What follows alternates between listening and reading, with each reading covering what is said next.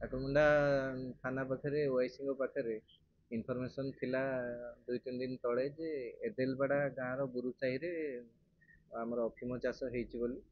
ତ ସେଟାକୁ ସେ ଭେରିଫାଏ କରିଥିଲେ। ଭେରିଫାଏ କରିକି ଆମେ ତାପରେ ପ୍ରୋସିଡ୍ କରିବା ପାଇଁକି ଆମେ ତାର ଯେତିକି ପ୍ରୋସିଡ଼ିଓର ଅଛି ଫଲୋ କରିକି ଆର୍ଆଇ ହେଲା, ଫରେଷ୍ଟ ଅଫିସିଆଲ ହେଲା, ତହସିଲଦାର ହେଲେ, ଏକ୍ଜିକ୍ୟୁଟିଭ ମ୍ୟାଜିଷ୍ଟ୍ରେଟ୍ ସମସ୍ତଙ୍କୁ ରିକ୍ୱେଜିସନ୍ କରିକି ଡକା ହେଲା। ଆମର ଫୋର୍ସ ବି ଆସିଥିଲେ।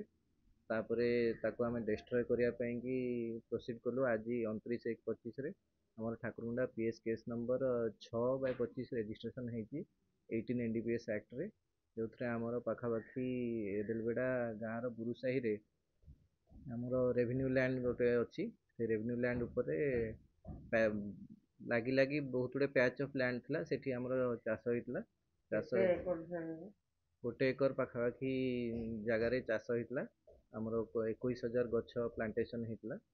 ତାକୁ ଆମେ ଡେଷ୍ଟ୍ରୟ କରି ସ୍ପଟ୍ରେ ସବୁ ଡେଷ୍ଟ୍ରୟ କରାହେଇକି ଆସିଛେ। ତାପରେ ସ୍ପଟ୍ରେ ଆସି ସାରିଲା ପରେ ଏଫଆଇଆର୍ ରେଜିଷ୍ଟ୍ରେସନ୍ ହେଇଛି। ଆମର ନାଇଁ, ଏ ବାବଦରେ କିଛି ଆରେଷ୍ଟ ହେଇନାହିଁ, କିନ୍ତୁ କିଏ ପ୍ଲାଣ୍ଟେସନ୍ କରିଛନ୍ତି କ'ଣ ଅଛି ଏ ଦିଗରେ ତଦନ୍ତ ଆଗକୁ କରାହବ। ଆନୁମାନିକ ଏଇଟା ଆମର ଏକ୍ସାଇଜର ରେଟ୍ ଅନୁସାରେ 40 lakhs ପ୍ଲସ୍ ହବ।